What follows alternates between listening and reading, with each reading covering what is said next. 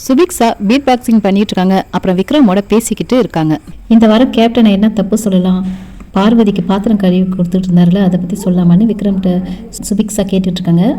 உடனே விக்ரம் சொல்றாரு, இல்லை அவர் எனக்கு கையில் அலர்ஜி அப்போ கூட எனக்கும் ஹெல்ப் பண்ணாரு அப்படிங்கிற மாதிரி விக்ரம் சொல்றாங்க. கீழே இந்த குப்பையை அழுறது கூட ஹெல்ப் பண்ணியிருக்காரு அப்படிங்கிற மாதிரி விக்ரம் சொல்றாரு. நிஜமாவே இதை கேட்கறதுக்கு ஆச்சரியமா தான் இருந்துச்சு. ஏன்னா கமருதீன் வந்து பாருக்கு தான் ஹெல்ப் பண்ற மாதிரி வெளியில அதிகமா வந்துச்சு. விக்ரம்க்கு உதவுனதெல்லாம் அதிகமாக வெளியில காட்டல. பட் மற்றவங்களுக்கும் அவர் நிறைய ஹெல்ப் பண்ணியிருக்காங்க போல இருக்கு. இருந்தாலும் வந்துட்டு அவங்க வேலை பண்ணது தப்பு தானே, எல்லா வேலையும் கரெக்டாக முடிஞ்சா என்னன்னு கூட அவங்க செக் பண்ணல அப்படிங்கிற மாதிரி சுபிக்ஷா சொல்றாங்க. அது அவருக்கு லக்கா இருக்கலாம், இந்த வீக்கே ஈஸியாக போயிடுச்சு அப்படிங்கிற மாதிரி விக்ரம் சொல்றாங்க.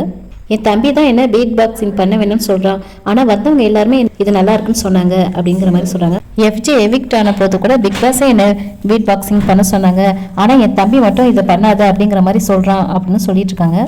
அப்புறமா பார்வை பத்தி பேசுறாங்க. பார்வோட கேம் பிளே பத்தியும் சொல்றாரு விக்ரம். அதுக்கப்புறம் திவ்யாவை பத்தி பேசுறாங்க. திவ்யாவை எனக்கு ரொம்ப பிடிக்கும், ஆனா அவள்கிட்ட பேசிட்டு இருக்கும்போது அவளை ஏதாச்சும் ஒரு குறை சொன்னா அவ உடனே திரும்பி என்கிட்ட உள்ள குறைய சொல்லுவா அப்படின்னு விக்ரம் சொல்றாங்க. அப்புறம் சுபிக்ஷா சொல்றாங்க, டிடிஎஃப்லாம் வந்துச்சுன்னா நான் வெறித்தனமா விளையாடுவேன், இவ்வளவு சாஃப்டாலாம் இருக்க மாட்டேன் அப்படிங்கிற மாதிரி சொல்றாங்க. உடனே விக்ரம் சொல்றாரு, நீ சாஃப்டா இருக்கிறது என்ன குத்தமா, நீ என் கூட தான் நல்லா பச்சை பச்சையா தான் கேட்டிருக்கு, ஒன்றும் இது பண்ணலையே அப்படின்ட்டு அதை பத்திலாம் பேசுறாங்க.